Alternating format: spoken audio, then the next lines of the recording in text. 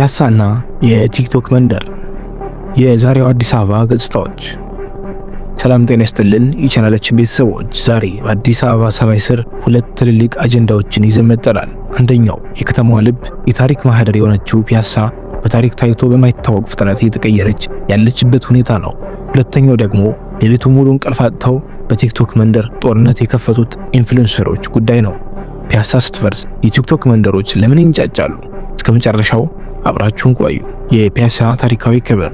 ፒያሳ የአዲስ አበባ ብቻ ሳይሆን የኢትዮጵያ የስልጣኔ በር ነበረች። ካስትሊ፣ ማህሙድ ሙዚቃ ቤት፣ አይዳ ካፌ፣ እነዚህ ስሞች የትውልድ መዝገቦች ነበሩ። ፒያሳ ማለት ለብዙዎች የፍቅር ቀጠሮ፣ የንግድ ማዕከልና የጥበብ ምንጭ ነበረች። የኮሪደር ልማቱና ድንገተኛው ለውጥ።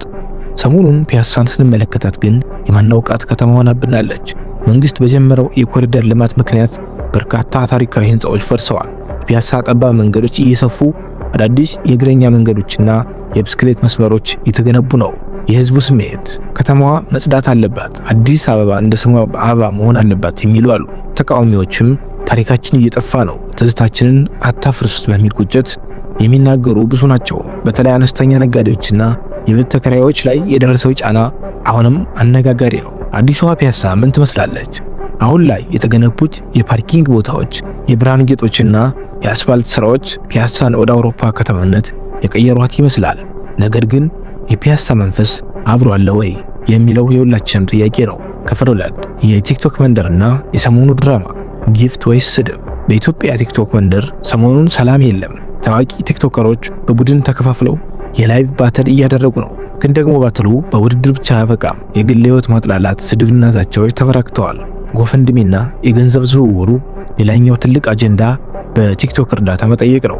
ለእገሌ መኪና እንግዛለት፣ እገሌ ታሟል እርዱት በሚል ጥሪዎች በሚሊዮን የሚቆጠር ብር ይሰበሰባል። ጥያቄው ይህ ገንዘብ በትክክል ለታለመለት ዓላማ ይውላሉ ወይስ የተወሰኑ ሰዎች የንግድ መድረክ ሆኗል?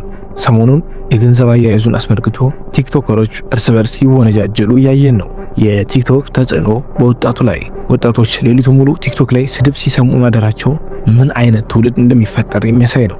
መንግስት በቴክኖሎጂው ላይ ቁጥጥር ሊያደርግ ይገባል ወይስ የመናገር ነጻነት መከበር አለበት የሚለው ክርክር ሰሞኑን ቫይራል ሆኗል። አጠቃላይ ዛሬ ያየናቸው ሁለት ምስሎች የኢትዮጵያ ሁለት ገጽታዎች ናቸው። በአንድ በኩል በቁሳቁስ የምትዘምን ፒያሳን እያየን ነው። በሌላ በኩል ደግሞ በሞራልና በባህል የምትሸረሸር ኢትዮጵያን እያየን ነው። ከተማዋ ስትሰፋ አእምሯችን አብሮ ሊሰፋ ይገባል። የቲክቶከሮች ጩኸት ከፒያሳ ፈረሳ ጩኸት በላይ በሆነበት በዚህ ዘመን እኛ እንደ ማህበረሰብ ወዴት እየሄድን ነው?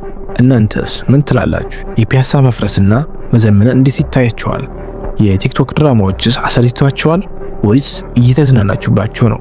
በኮሜንት መስጫው ላይ ሐሳባችሁን አስፍሩ። ቪዲዮውን ላይክ እና ሼር ማድረጋችሁን እንዳትረሱ። ለሚቀጥለው ቪዲዮ እስክንገናኝ ቸር ሰንብቱ።